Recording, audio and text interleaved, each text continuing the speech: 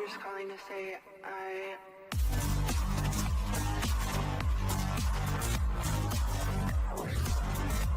What's up guys, Rage Quitting here, back with another video guide for you guys. I put up a Demon Hunter build guide a few weeks back and it's got a lot of good responses from it, so I thought I'd upload a Fury Warrior one as well. A little bit too late though, as we only have, less than a week before Dragonflight comes out, and so the build is going to change a little bit once you get more levels and you can put points into things. Also when they get rid of legendaries and stuff like that. But if you wanted to take advantage of a pretty good build here in the next week before Dragonflight for your PvP ventures, this is the build that I am using and I'm going to share with you. So opening up the stuff here, I'm going to go ahead and just copy this and leave a link to it in the description. So if you wanted to just copy the build and import it yourself, you can go ahead and check the description down below and the build will be in there. Just a quick overview, taking the Berserker Rage for the AoE fear cancellation, so enemy priest comes in or enemy warrior fears your entire team. When you break out of it with Berserker Rage, you can then break out your friendlies as well if they're close enough to you. Play with this how you want though. You could also use the AoE slow, which is still very good. But anyway, going down the row here, we have to go down the left side to take Shattering Throw because we still need Shattering Throw. We're going to take some of the melee damage here. We're going to take our Storm Bolt because we need a stun still. We still need Heroic Leap. Pain and Gain here is pretty nice. And then we're also taking Double Time. So what's really nice about Warrior in Dragonflight right now is you used to have to be able to choose between Double Time and Storm Bolt, but now you don't have to. You can just have it all. So why not take it all if we can choose to use it, right? On the right side of the tree here, Intervene is a must. You have to take that, especially for PvP, to save your friendlies and stuff like that. So we have to take Intervene. We're going to take Rallying Cry. And then moving down the right side here, Furious Blows, attack speed increase. And then we are also using Concussive Blow. So cooldown reduction of Pummel reduced by 1 second. And anytime you interrupt something, you get 5% damage increase. Okay, down here in the middle, we're going to take Dual Wield Spec, increase damage with dual wielding by 5%, and then we're going to choose to go down the left side of the tree. You could go down this middle right section here for Spear of Bastion, but I find that I just really like Avatar more just because it's another, it just buffs your damage and you can use it to break roots if you really need to. The more multipliers that we can stack for our damage, the better, especially right now since Covenants are still a thing. For another week, you can abuse Conqueror's Banner plus Recklessness plus Avatar and just put so much damage modifiers on yourself to deal maximum damage possible, okay? And then, once Dragonflight happens and we can put more points in here, then I'll probably go for the Spear, right? Because, it's the best option here. But before that happens, we're just going to run it like this. And then down at the bottom, Titan's Torment, activating Avatar, cast Odin's Fury. All right, the right side of the tree here, on the Fury side, we're just going to go straight down the middle, taking all of these talents straight down the middle and then down to Unbridled Ferocity. Rampage has a 20% chance to grant Recklessness for 4 seconds, so you can proc Recklessness as you are fighting and spamming your, Rampages. Also, on the right side of the tree, we're going to take the Raging Blow talents and then also Improved Whirlwind, so that whenever you have to cleave, you can get up in there, hit Whirlwind, and now you can hit multiple enemies. Just like you were able to before. And then we are going to take Odin's Fury for this just because it is one button that just does good immediate damage and it's AoE. So plus this talent down here, Titan's Torment, whenever you cast Avatar, it'll automatically cast Odin's Fury as well. So you basically have 2 Odin's Furies whenever you decide to use Avatar. Okay, so you have Avatar, and then you have Odin's Fury. So this is the build. Go ahead and copy it down below if you guys want to just copy that. For the PvP talents, always taking Enduring Rage. Increase the duration of your Enrage effect by 1 second, and your Raging Blow. Extend the duration of your Enrage by 1.5 seconds.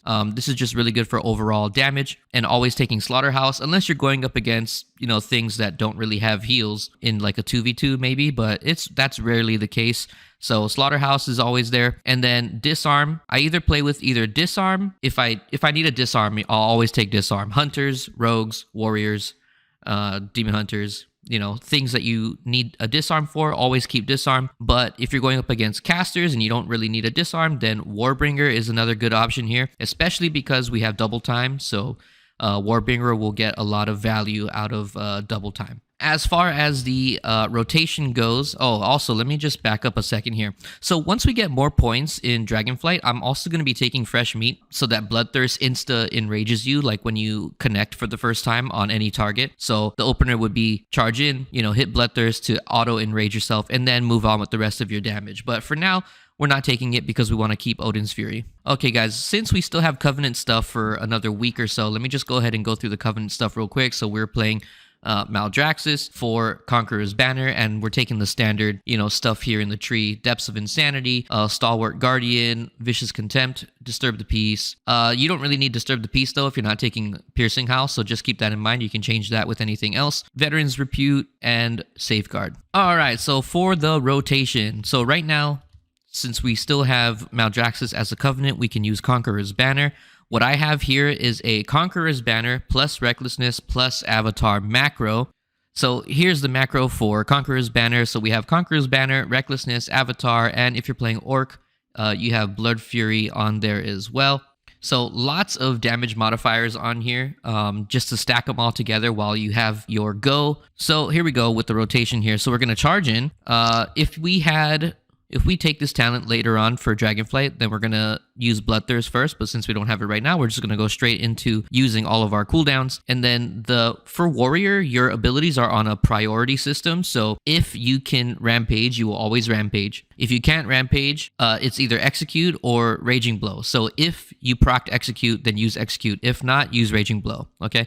And then Bloodthirst is pretty much only used when nothing else is available, just to fill that gap. So Bloodthirst and Whirlwind are just filler abilities to use whenever Raging Blow, Rampage, and Execute are not available. In order, it's Rampage, Execute, Raging Blow, and then Bloodthirst, and then Whirlwind, all right?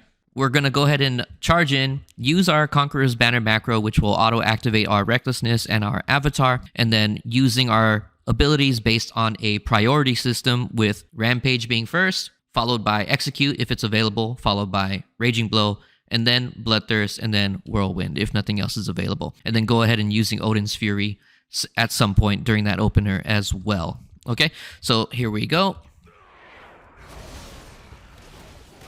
So right off the rip here, I'm at 28k DPS, and then now we're hitting Rampage and Raging Blow, Rampage, Raging Blow, Rampage, Raging Blow, and holding a comfortable 21k DPS here. I'm going to go ahead and use Odin's Fury and hit more Rampages and Raging Blows. We procced Execute, so we're going to go ahead and use that, and then just keep Rampaging and Raging Blowing. That's pretty much it, you guys. With this build, it's pretty easy to maintain this Raging Blow spam because we have resets and things that give us our Raging Blow back and an extra charge on it, okay?